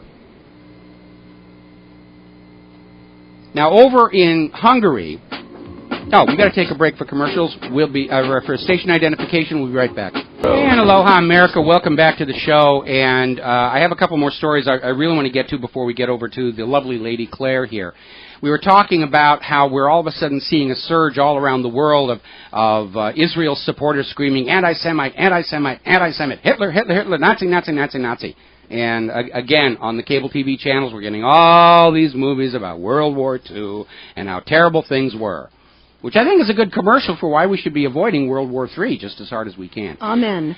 But anyway, over in Hungary, there's a television journalist who was given an award last week for excellence in journalism, and he's been asked to return the award, and he says he will go ahead and do so because he's been accused of anti-Semitism. Okay? And he was hit with this accusation of anti-Semitism for saying that Israel had been created by the West as a bastion against Arab Muslim countries, but that Israel would lose its importance once the region's oil and gas ran out. Now, that doesn't sound anti-Semitic to me at all. It sounds like a pretty good analysis of what's going on. And so they scream, oh, take away his award, you know, and you know, it's like what we're seeing up there in Greece, where the Jewish organizations are up there saying that no political parties can be allowed to exist that don't swear undying fealty to Israel. That's how out of control this is. Voltaire once said, to learn who rules over you, simply find out who you are not allowed to criticize. And there's another one even here in the United States of America where they're screaming anti-Semitism. And apparently there is a school district in New York that is 57% black and 29% Hispanic. But for some strange reason, the school board is run by Orthodox Jews who are slashing educational spending as hard as they can to keep taxes, including their own, low. But their own kids are going to Jewish private schools. And when the public spoke out about this blatant hypocrisy and obviously racially based biasing in the educational system, what do the school board members say? Oh, you're anti-Semites. You're anti... That's their stock answer for everything here. All right, enough about this stuff. For those of you on Justin TV, this gorgeous creature sitting behind me is the lovely Lady Claire, who joins us every Friday in our third hour to talk about what's going on. Thanks, Michael. The first story I think I'd like to cover is that the U.S. has set up yet a new drone base in, drumroll please, Niger. And wait a minute, isn't that place that's going to send us $15 billion if we... Oh, the Nigerian scam! No, not those same people, okay. And there was a report that was issued on Friday that said that the base had been established in the Nigerian capital of Niamey. And a gentleman, Mr. Arabachi, who is the chairman of the Nigerian Association for Defense of Human Rights, says, we just know there are drones. We don't know exactly what they're doing. Well, let me put an input onto that because it's been announced in our local media here that the U.S. government is getting ready to establish a new drone base here on the island of Oahu, possibly over in Eva. And, of course, our local government is all ecstatic. It'll mean jobs and so forth and so on. But it's interesting when you consider where we are in the world. We're out here in the middle of the Pacific Ocean. The longest range drone currently deployed is the Reaper. And on a one-way trip, the Reaper can reach from Oahu to the west coast of the United States and Canada and really cannot get anywhere else. So the fact that they're putting this base here tells us there are new drones being developed with a global reach, or at least an aerial refueling capability. We've got to take a break for commercials. We'll be right back. And aloha, America. Welcome back to the show here. And I forgot to mention, now that we're in our third hour, Mike is now sitting in our control room, ready to answer the phone when you call into 800-313-9443. And Claire, you had a further commentary about this new drone base in Niger. Yes. In January, Niger, which is one of the poorest countries in the world, signed a status of forces agreement with the U.S., clearing the way for a more convenient military involvement in the country by Washington. And folks, this is all about controlling Africa's vast untapped resources. The dollarification. Yeah, and this is not about, quote-unquote, a war on terror. It's a war against people who have the nerve, the gall, to live over, around, or adjacent to resources that the U.S. and the West want to expropriate for themselves. That's all it is. That's all it is. That's the whole agenda, yeah. to force the world to prop up the petrodollar scam, to force the world back to Bretton Woods. That's what all this bloodshed is about, serving the money junkies, Absolutely. serving the almighty Federal Reserve Bank. And they don't care how many millions of your children it's going to cost. Go back and look at the history of all these banker wars. Hundreds of millions of human beings killed or maimed, and it's just a cost of doing business to keep the world enslaved to these private central banks issuing the public currencies alone at interest. They are very publicly funded war, ultimately for private profit. That's exactly right. You pay the costs, your money, your children, to make the bankers richer than they already are. In a sociological sense, we've already gone back to a dark ages, a feudalist society, where few have all the wealth and send out your children to die in more wars of conquest. Absolutely. I would like to sort of jump over to another topic. Remember in his first campaign, Obama promised he was going to shut down Gitmo? Ain't happening, folks. Instead of closing, Guantanamo Prison is about to receive major upgrades to the tune of $150 million. Well, I guess after all this time, those waterboards are getting soggy and a little bit rotted, and those electrodes are, probably getting a little corroded in the salt air. So we need some brand new Inquisition equipment. Go over to Torture RS and get some new hardware. And I don't think that a lot of these people who have never been charged are ever going to get released, Mike, because waterboarding wasn't the worst thing that got done to them. Am I correct? That's absolutely true. We know because of one gentleman who was released and who then went public. He broke his promise to stay silent. Binyam Mohammed. And things were done to him over and above waterboarding. His body still has the scars from them. And so the reality is that I think the reason we're never going to see those people in Guantanamo, even those who have never actually been charged with an offense against the United States of America, are never going to be allowed out in public. Because the first thing that's going to happen, they'll get out on the independent media. Corporate media won't touch them. Independent media will get out there and start showing the scars of what was really done to them. There's severe political liability for the United States government, which is still trying to maintain this illusion that this is a moral, just war, that we were justified in torturing people. We didn't really hurt them all that bad. They're just being sissies when they confess after being waterboarded 180 times. And we're still the greatest nation on earth, and God sits up nights to admire us, and all the rest of the propaganda. And it's all identical to the propaganda the Nazis were telling the German people when they were invading all these other countries. In my world, Rumsfeld, Cheney, and Bush should be tried as war criminals in The Hague. They absolutely should. But don't forget, before this campaign of world conquest got underway, the United States government actually went out to other nations and secured treaties to make sure that U.S. officials and military people inside those nations were free from extradition to The Hague. And when they were doing that, people, I was one of them, saying if they're going to this extent to isolate American officials and military people from war crimes trials, it's because they're planning on committing war crimes. Absolutely. And the fact that Obama refused even the mildest of inquiries on this, I don't know what happens when people get to that level of leadership. It's almost as though they've had any morality that they may have had surgically removed before taking higher office. Well, there's a lesson here from history that we need to pay attention to, and that is that the German people did not know everything the Nazis were doing until after the war was over. And the same is probably going to be true here of the United States of America if we allow it to happen. If this war escalates to a full-on global conflict after America loses it, and they will, only then will we find out just how bad it really was. And the state that we're going to find in this is probably going to be more horrendous than a lot of people can even begin to imagine. I would agree so. Yeah. Well, I'd like to move over to another topic. And this is something that I've only seen in the alternative media. China and Pakistan have reached a secret nuclear reactor deal for Pakistan. And apparently this happened last month. And the agreement calls for the state-run China National Nuclear Corporation to construct a 1,000-megawatt power plant in Chashma, located in the northern province of Punjab, where 2 earlier Chinese reactors were built. And the American government can huff and puff and get annoyed and get upset all at once.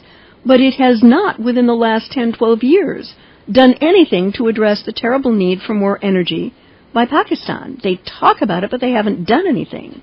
And especially if the U.S. is going to continue to need to get men and materiel into Afghanistan, they can't afford to get Pakistan that upset by any response to such a building. I mean, the U.S. government's hands are tied here, I think. Well, I don't think the government of the United States is really going to do anything about Pakistan's nuclear energy. I think it's just lip service to justify the continued bashing of Iran's peaceful nuclear program. Mm-hmm. The reality is Pakistan is a known nuclear power. The United States turns a blind eye to it, and the United States certainly knows that Pakistan's government is wholly on board with everything the United States is doing, because the United States is sending drone strikes into Pakistan, killing innocent people. The Pakistani people are furious, and their government is absolutely adamant that other than vocal complaints about can you cool it, you know, Pakistan is not going to invoke their national sovereignty and tell the United States to get the heck out. Well, Pakistan is going to have an election, I believe, coming up this May, and it will be very interesting to see how that shakes out in terms excuse me, of the relationship between the U.S. and Pakistan, if it will be business as usual, or if Imran Khan, the former cricketer turned politician, is going to turn over heads and tables in that country. Well, I imagine that probably the U.S. government is already sending a whole bunch of Diebold electronic voting machines over there as a form of foreign aid to spread the American way of life to the rest of the world, which includes massive vote fraud. Yes, absolutely. And another topic I'd like to look at. Biotech firms slip in an amendment allowing the USDA to overrule courts on genetically engineered crops. Yeah, I saw this one, and this was a rider that was put into an emergency spending bill. This was a rider put into an emergency spending bill that basically it's been sort of jokingly referred to as the Monsanto Relief Act. And what it basically allows is Monsanto to go out and sell genetically modified seeds and put them out into nature, put them out into the farms and start growing them. And if it turns out there is a problem with these seeds, the public can't sue Monsanto to stop selling them if the USDA says, yeah, it's okay for them to use it. This is basically a violation of the separation of powers. The government, the executive branch, and that's where the USDA is anchored. They're part of the executive branch. They are not allowed to overrule the court system if the courts find that these seeds are dangerous. And it's just another indicator of how completely under the control of corporate influence our government has become. And again, that is the hallmark of a fascist government. Well, hang on. Let me put your volume back up again. Thank you. I would like to share with our listeners and readers who the responsible culprit was. And people of Maryland, would you please ride this lady out of D.C. on a rail? It is Barbara Mikulski. Barbara Mikulski. Democrat from Maryland, chair of the Senate Appropriations Committee. And I have to wonder, Mike, just how much she was remunerated, either publicly or privately, what she got out of this.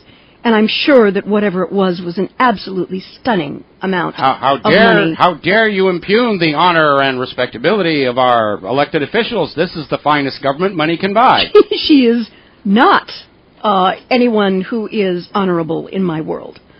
Honorable legislators would not have done that for 1 second, Mike. Well, that's why honorable legislators are not allowed to run in elections like Ron Paul did, or yeah. Cynthia McKinney got in but then got kicked out. Right. It is a completely corrupted system, and you need to understand the moral and the immoral are mutually exclusive societies. Neither one tolerates the presence of the other. So once a government goes bad, it goes all the way bad, and that's the situation we are currently in. And I don't care if it was stock options. I don't care what it was. She should have just said, no, I can't do this. And this means that we're going to have even worse problems with compromising of the health of Americans, unless you know for a fact that what you're eating is certified organic, and that's very difficult these days, even in the better stores.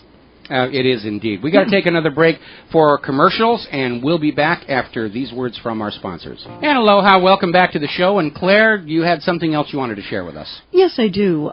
This was an article that kind of struck me because it's what happens when things get privatized, quote unquote. And it's a Lake Erie prison plagued by violence and drugs after corporate takeover. A new report detailing a state inspection of a private prison in Ohio describes gang-related violence so commonplace and drug use so rampant that many guards are afraid to intervene. Instead, they are leaving their jobs at an alarming rate. And the report describes the institution as a tableau of dysfunction, lending confirmation to two previous audits that identified widespread problems. Yeah. Well, Imagine. Again, as you said, this is what happens when public services are privatized. They stop being services to the public, and they become just another money-making opportunity. And we know that this private prison corporation is a growing business in the United States. We have the largest per capita incarcerated population of any industrialized nation, and they're running these so-called prison factories that are producing work. They run phone banks and other things that would normally go to the American people at least minimum wage, and these prisoners are paid far below that, just enough so they can go to the prison store and get, a carton of cigarettes or something. And so it's good for these private prison industries, and it's bad for the U.S. economy, and it's worse for the recidivism rate, because these prisons aren't really interested in reforming or rehabilitating the criminals, merely exploiting them for cheap labor and then dumping them back out on the street in the hope that they'll commit another crime so they can be sent back to the prison factory again. Well, the U.S. private prison industrial complex has really grown on a par with the military industrial complex and the security industrial complex.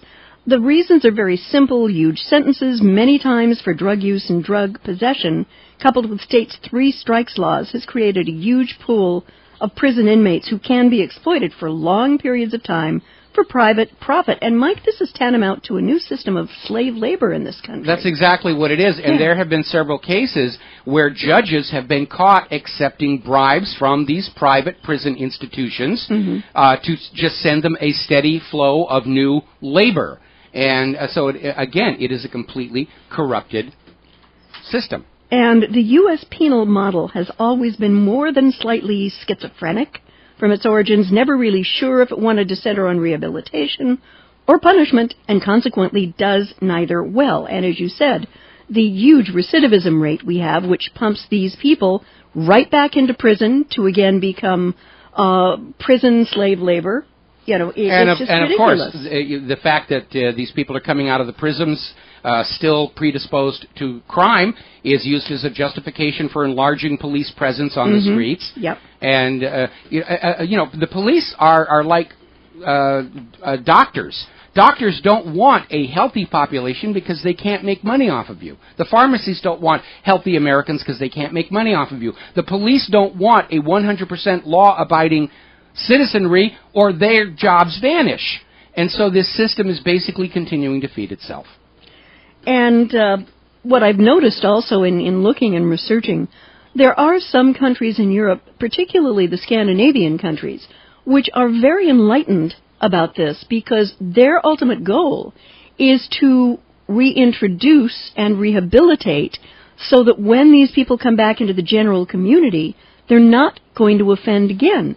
And their recidivism rates, they just wipe us in the dust because they're so low compared to U.S. recidivism rates. Well, and again, the United States has the highest per capita incarceration rate of any industrialized nation. We have more of our people in prisons now than the former Soviet Union did. And they were often held up as an example of a completely failed penal system. And we're there now. Yeah. But because it makes money, we're just going to look the other way and say, this is the way life is supposed to be. And we know it is not. No, and just a general thought on this. To reduce crime in general, this country needs to kind of figure out how we can do more to support families in providing love and structure to their kids in the first place to keep them out of trouble. And we have to have an economy where people can find... Do you think somebody just wakes up one morning and says, I'm just going to be a criminal today? Of course not. No. Most of these people are driven to crime by the economic hardship. And that's why crime is exploding across this country. These people are hungry. Their families are hungry. There was a story I remember a couple of years ago about an older gentleman who was retired and went to a bank and said, this is a stick-up. He got arrested. And he didn't have a gun on him. He just, it was a sleight of hand. And when the law enforcement officers asked him why the heck he did this, he said, because I'm going to have 3 meals a day and a place that's dry. Right. A lot of homeless people will do that. Yeah. They'll go in and commit some kind of a crime, and then they'll just sit there and wait for the police to show up and send them off. Yeah. It makes absolutely no sense. And so crime is exploding across this country, but you have to give up your guns and rely on the police to protect you, even though it'll take them 20 minutes to get there. Mm-hmm. It's silly, it's stupid, it doesn't make sense. And it does from the point of view of the money junkies. We got to take a break for commercials. I take it you're done? I'm done. Thank you so much. All right, thank you, and we'll be right back after these words from our sponsors. Bye. And aloha, America. Welcome back to the show. We're going to go to the phones here. We've got Pat in Pennsylvania. Aloha, Pat. Welcome to the show. What's on your mind? I'm a daily listener. You're listening on radio. I'm broken and unemployed, which sort of gives me a lot of time to listen to the radio. But my question is sort of on a practical stance. And you're talking about banks and keeping your money in the bank. Although I'm busted now, I have a long story, but I have a large check coming to me, like maybe mid-April towards the end of April, and like large, like tens of thousands of dollars, from an old deal I made. But I'm wondering, like, I don't have a bank account, so I have to open up a bank account, I guess, just to cash it, and then I'm worried about once they get their hands on it, they limit, I think, even now. Like, I couldn't, open an account, walk in, cash it, and then, cash it for the whole entire amount. So, like, how would you handle something like that if you had to use the bank just to get the check cashed? Well, I'm very fortunate in that I don't have any checks like that coming into me, so I've never had to deal with that problem before. Well, there's a couple of ways to go, and you're going to have to check with the banks that you're talking to. I would go to a small bank because they're probably going to be a little less manic about cash tracking. I don't know if one of these so-called check cashing stores would cash it for you, but of course they're going to take a huge chunk of it as a fee. And we had to, but I would say go to a small bank and just ask them what are the rules. And just say, I have this large check coming in, and I want to put it in. And what you can do is you obviously keep an eye on the news. If it looks like there's going to be any kind of a bank seizure, then you're probably better off sitting on the check. Otherwise, open the account, put the check in there, let it clear, come back and take 1,000 out, and then come back 3 days later, take 1,000 out, come back and just do it that way. Yeah, that's what I was. Something like that was what I was figuring on. Hey, I really enjoy your radio. You've gotten me through my unemployment by listening to Mike Rivero every day. But thank you very much, man. You keep me informed, Ted. All right, well, thank you. I'm not sure I'm all that happy about being something that makes unemployment tolerable, but we're just all in this same mess together, and we're all fellow travelers on that road to trying to get our nation back on track. And unfortunately, I think it's going to have to derail completely, and we're just going to have to rebuild from scratch. There is no way to fix the current system because those in control love things just the way they are. Thank you for the call, Pat. We're going to switch over to Apostle in New Jersey. Aloha. Welcome back to the show. What's on your mind?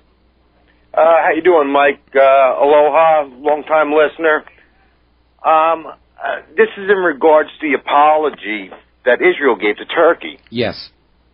I think you're missing a big point here in regards to what's going on, is that I think the apology that Obama set up was because Turkey, the U.S. needs Turkish bases if they want to attack Syria and or Iran. I did mention that as possibly the reason why Turkey got an apology and the United States did not. Yeah, because I'm sure Obama told Netanyahu, you know what, just suck it up. give them the apology because, like Blackbird said in the chat room, the U.S. taxpayers are probably going to have to compensate the Turkish people or the Turkish families, whatever, for the crimes that Israel committed. But I still think that the main reason they did it is because Turkey knows that if we do attack Iran and or Syria, it's for Israel's interests, and they're not just going to give the bases up. Well, I think what it was is the Turkish government is facing fierce opposition from their own people over support for these attacks into Syria and potentially Iran. And I think the Turkish government was thinking if they got an apology from Israel that might calm some of the anger down. I don't know that it really will, but I think that was a big part of what the thinking was. Okay, I you know what, I had missed that part in the show, but you know, I just thought I would just let my opinion. No, your opinion is absolutely correct. Your opinion's absolutely correct. Okay. Okay, Mike, love your show, brother. All right, thanks a lot. Switching over to Alex in Texas. Aloha, Alex. Welcome to the show. What's on your mind? Alex, are you there?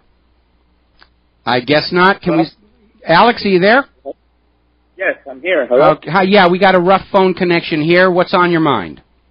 Yes, I was calling about Cyprus, and I was wondering, you know how you said that perhaps the reason they're not printing more money is because it's going to bring the value of the money they already have down? Mm-hmm. I think that's a little bit, that's not really, there's not too much basis for that, because there's a lot of Russian government agencies that run their business through Cyprus, and with their banking system being halted, it's hurting the Russian economy a lot. Yes, it is, and Russia's very worried about this idea of currency controls, which will limit Russia's ability to conduct their business. Isn't it then an attack on Russia and its economic prowess that it's actually having, and preventing perhaps a Russian deal to be struck with a bigger player that will create an axiom that the West cannot deal with? Well, there is no question that Russia sees events in the European Union as a direct threat on their economic and operational interests. But from Russia's point of view, the Cyprus government is all gung-ho for a deal that does not include currency controls on the Russians' deposits. It's the European Central Bank and the European Union that wants to slap down all these restrictions on bank customers all across Europe so that you can't take out too much money from your account without explicit permission from the European Central Bank. So, go ahead. Yeah, so, you know, Russia is definitely viewing the European Union and the ECB as the problem, not Cyprus. Right, so then effectively the Cyprus situation is an attack on Russians. They're seeing it as a threat. I don't think that they see it as rising to the level of a deliberate attack, because you don't attack an enemy by destroying your own financial base in the process, but they see it as a strategic threat to their financial operations. Unless Russia is poised to take over a considerable part of the ECB or the EMU, and they need some time to buy things out or to make Russia stall a little bit. I mean, when you look at... Okay, let me back up to what you were just saying. Russia is not thinking of taking over the ECB. Russia knows... No, I'm not saying that. Okay, well... I'm not saying that, but what I'm saying is that Russia is going to attack economically or do something to make the ECB or the EMU have to take other measures that they may not want. Russia, you know what I mean? Russia doesn't need to do anything. All they have to do is sit back and watch it fall apart. That's what we're seeing in the statements coming out of the Russian government. They think this is the beginning of the end of the Western democracies and the Western financial systems.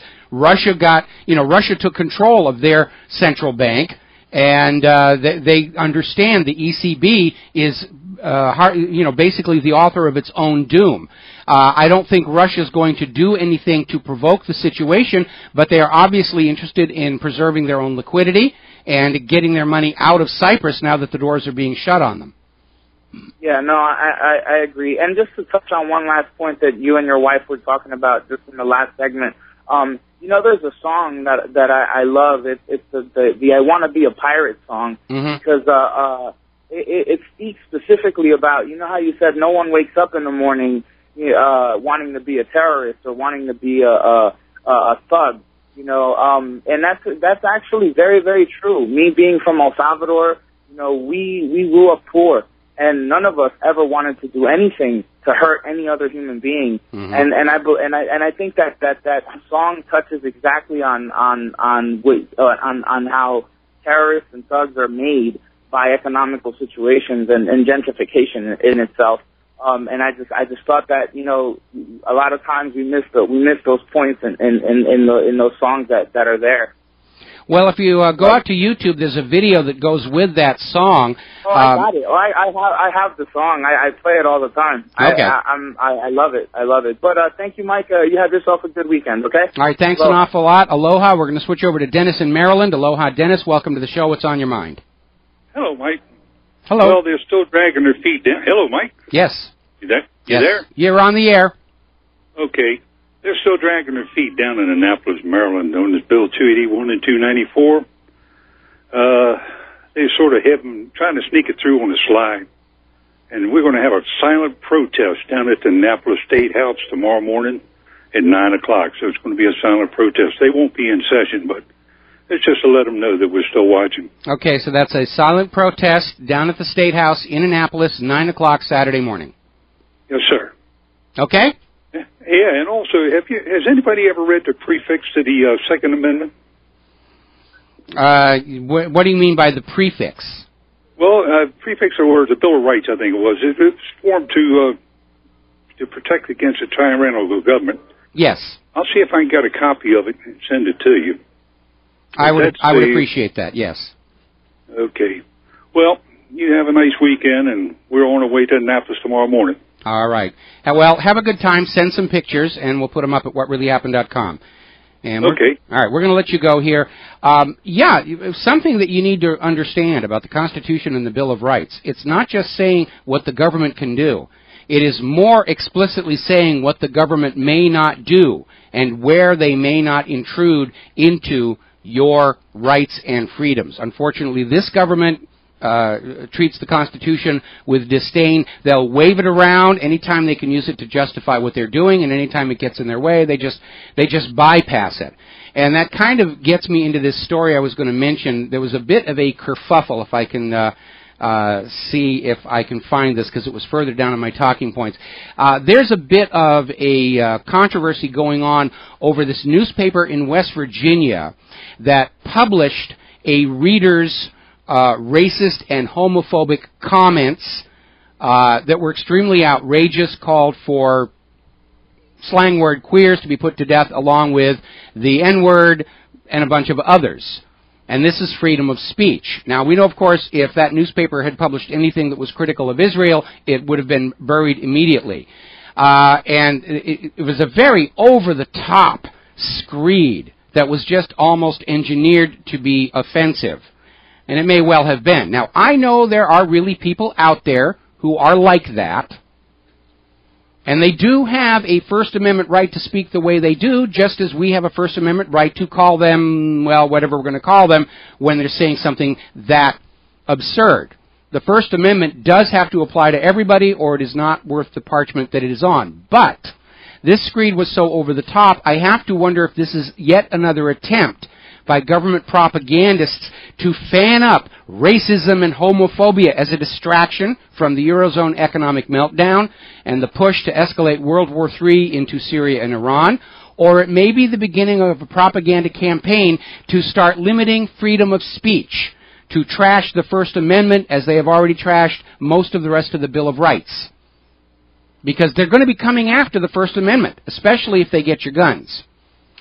And they're going to have to make it look like it's a good idea. We can't allow freedom of speech when they're saying something so outrageous.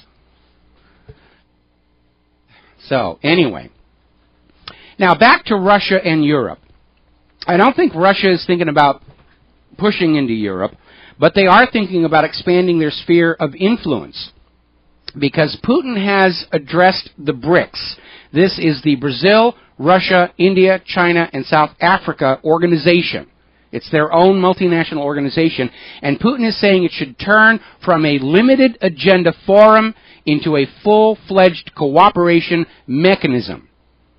He says, we propose our partners to transform BRICS from a dialogue forum, which coordinates positions on a limited number of issues, into a full-fledged mechanism of strategic cooperation.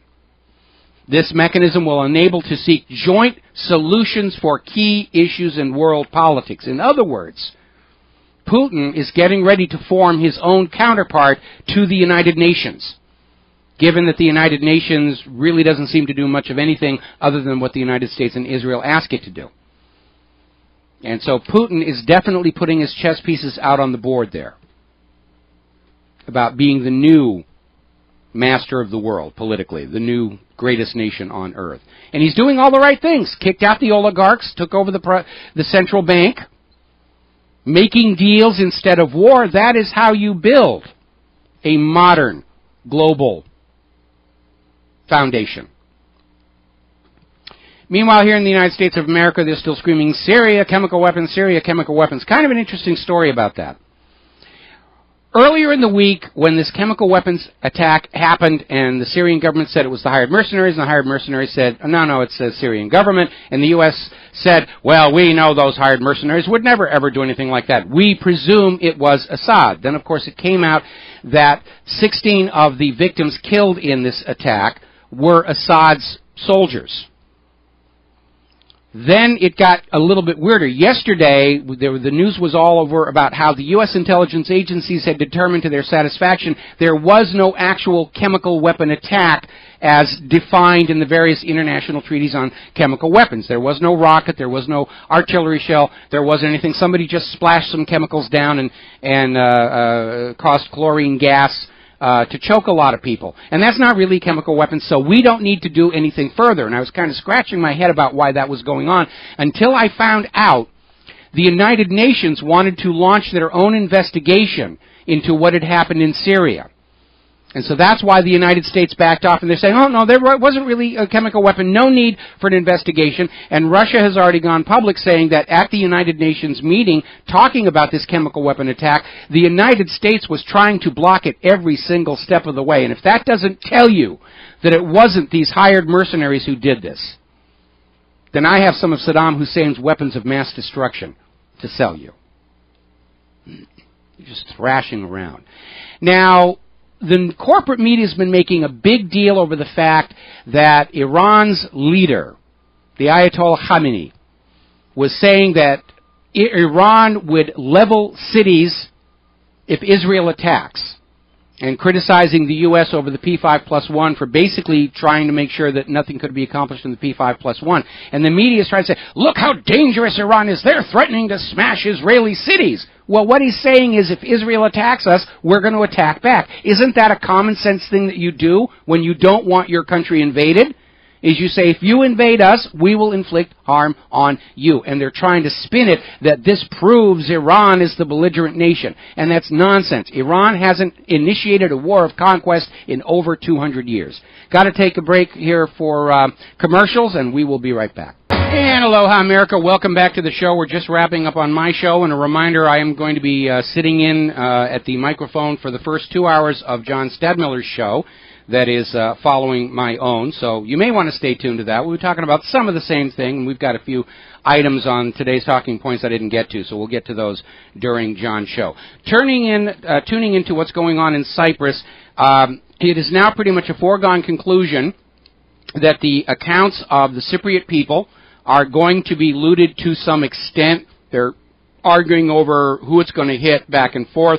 They are talking about severe limits on capital movement inside Cyprus. They're talking about actually having this to a lesser extent throughout all of Europe.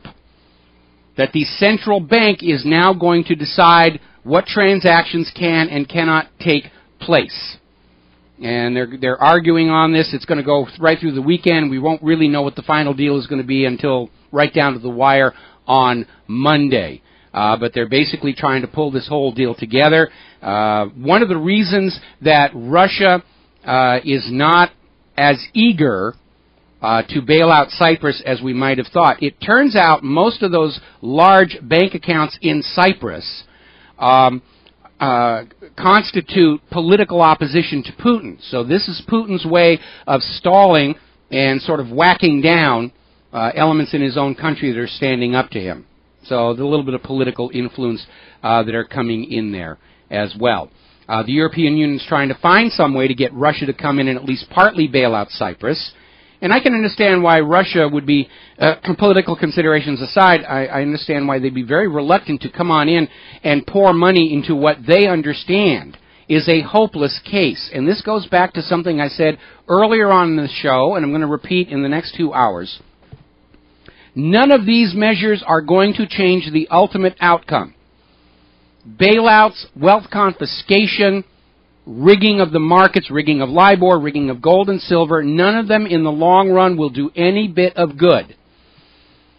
As long as the root cause of all of this economic hardship is allowed to proceed unmolested. And that is, of course, private central banks issuing the public currency as a loan at interest. And the reason they're not just printing their way out of this crisis is because that inflation, quantitative easing, whatever you want to call it, it not only destroys the value of the money that is in your pocket, it destroys the value of the money held by the money junkies, and they don't want that to happen. Far better, from their point of view, to loot the bank accounts of ordinary citizens than to see any of their wealth go into decline. That's the way the money junkies think. Okay? So, anyway, so we're coming down to the end of the show, and it is the weekend, and it's going to be kind of interesting to watch what's going on over the weekend leading into Monday. But again, the common sense advice we are handing out. You should have no more money in your bank than you need to cover your outstanding obligations. Take the rest of it out. Keep it under your control. Invest in silver and gold. As long as the powers that be are suppressing gold and silver prices, it's a good time to buy. Republic Trading Group. Go check them out. That's it for the show. I'll be back here in about, well, I guess 3 minutes. Have a good weekend. Aloha, America.